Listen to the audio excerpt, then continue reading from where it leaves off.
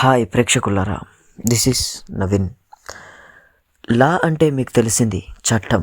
ఈరోజు తెలుసుకోబోయే topic informative video. For more informative videos please subscribe to my channel. ఒక్కసారి ఆలోచించండి, ఈ సమాజం ఇంత శాంతిగా నడుస్తుంది అంటే దానికి కారణం ఏంటి? బలమా, డబ్బా, అధికారమా? అవేవి కాదు. ఈ సమాజాన్ని నిలబెట్టింది ఒక్కటే, అదే చట్టం. చట్టం లేకపోతే ఈ ప్రపంచం అడవిలా మారుతుంది. బలవంతుడే రాజు అవుతాడు, బలహీనుడికి జీవించే హక్కు కూడా ఉండదు.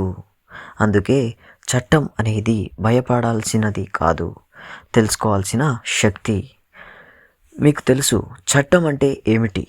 సమాజంలో నివసించే ప్రతి వ్యక్తికి చట్టానికి తెలుసుకునే గోప్యత ఎంతో అవసరం.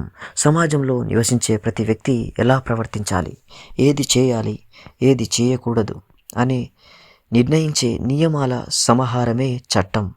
ఇది ఒక వ్యక్తి కోసం కాదు, ఒక వర్గం కోసం కాదు, అలాగని మొత్తం సమాజం కోసం చట్టం అవసరం. ఎందుకంటే మన హక్కులను కాపాడటానికి, అన్యాయానికి అడ్డుకోవడానికి, నేరాలను నియంత్రించడానికి,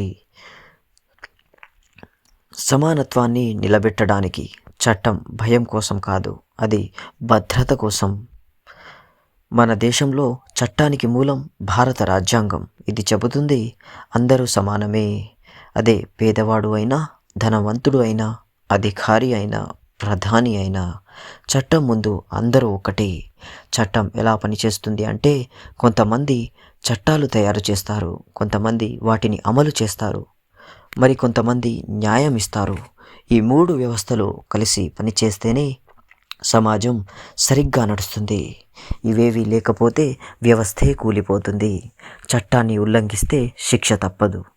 అది జరిమానా కావచ్చు, జైలు కావచ్చు, లేదా జీవితకాల ప్రభావం కావచ్చు. చిన్న తప్పు అనుకున్నది కూడా పెద్ద సమస్యగా మారే అవకాశం ఉంది. ఎందుకంటే చట్టం భావోద్వేగాలతో కాదు, నిజాలతో పనిచేస్తుంది. చాలామంది అనుకుంటారు నాకు చట్టం తెలియదు అని, కానీ అది ఎలాంటి రక్షణ కాదు. చట్టం తెలియకపోవడం ఒక బలహీనత. చట్టం తెలిసినవాడు మోసపోడు, అలా భయపడడు, తన హక్కుల కోసం నిలబడతాడు. ప్రతి పౌరుడు తన హక్కులతో పాటు తన బాధ్యతలను కూడా తెలుసుకోవాలి. స్వేచ్ఛకు హద్దులు ఉంటాయి, ఆ హద్దులే చట్టాలు. ఆ హద్దులు లేకపోతే స్వేచ్ఛ ప్రమాదకరంగా మారుతుంది. చట్టం మన శత్రువు కాదు, చట్టం మన ఆయుధం, చట్టం మన కవచం. చట్టాన్ని గౌరవించిన వాడు సురక్షితంగా ఉంటాడు. చట్టాన్ని లెక్క చేయని వాడు ఎప్పుడో ఒకరోజు దాని ఫలితాన్ని ఎదుర్కోవాల్సిందే. ఈ దేశం నిలబడింది సైన్యంతో మాత్రమే కాదు, ఆర్థిక వ్యవస్థతో మాత్రమే కాదు, అలాగని అధికారంతో మాత్రమే కాదు. ఈ దేశం నిలబడింది చట్టం మీద. కాబట్టి చట్టాన్ని భయపడకండి, చట్టాన్ని వీలైతే తెలుసుకోండి, చట్టంతో నిలబడండి. ఎందుకంటే ఈరోజు నీకు న్యాయం జరగవచ్చు, జరగకపోవచ్చు, కానీ చట్టం వైపు నిలబడితే ఆ చట్టమే నిన్ను చివరి వరకు రక్షిస్తుంది.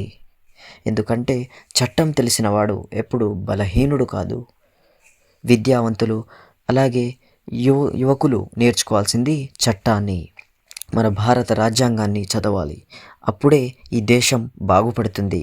జై భారత్, జై హింద్. ఇంతటితో సైనింగ్ ఆఫ్. తదుపరి ఇన్ఫర్మేటివ్ వీడియోస్తో మళ్ళీ కలుద్దాం.